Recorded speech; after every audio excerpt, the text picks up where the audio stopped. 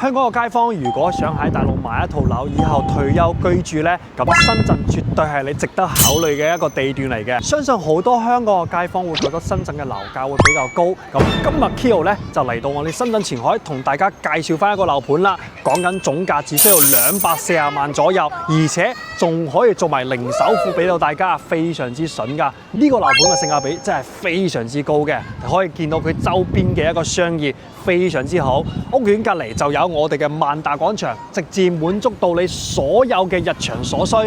除咗佢周邊嘅一啲大型嘅 Super Mall 啦，咁佢樓下嘅底商都係非常之豐富嘅。住喺呢度，平時落樓咧就可以食到非常之多嘅一啲美食啦，同埋醫院啊、地鐵站都喺屋苑樓下嘅。咁而家咧就帶大家去睇翻佢嘅一個示範單位先。就係呢一個單位啦，460零尺咧，可以做到2間房間，而且全屋嘅話帶埋豪華裝修俾你。而家限時仲送埋全屋嘅家私家電俾到你，你完全拎包入住，全部啊都係現樓即買即收樓嘅。可以睇翻佢嘅廚房同埋洗手間，全部都係做好晒俾你噶。而家見到嘅，到時收樓就係咁個樣嘅。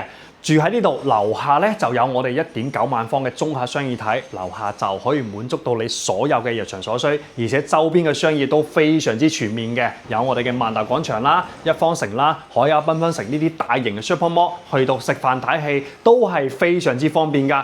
特別係交通，呢度去到我哋嘅深圳灣口岸，我話講緊半個鐘嘅時間就可以到㗎啦，往返香港十分之方便嘅。總價只需要240萬左右，而且最緊要可以做到零首付上車。如果對於深圳嘅樓盤有興趣嘅街坊，嗱一聲 WhatsApp Kyo 過嚟睇樓啦！記得點讚關注哦。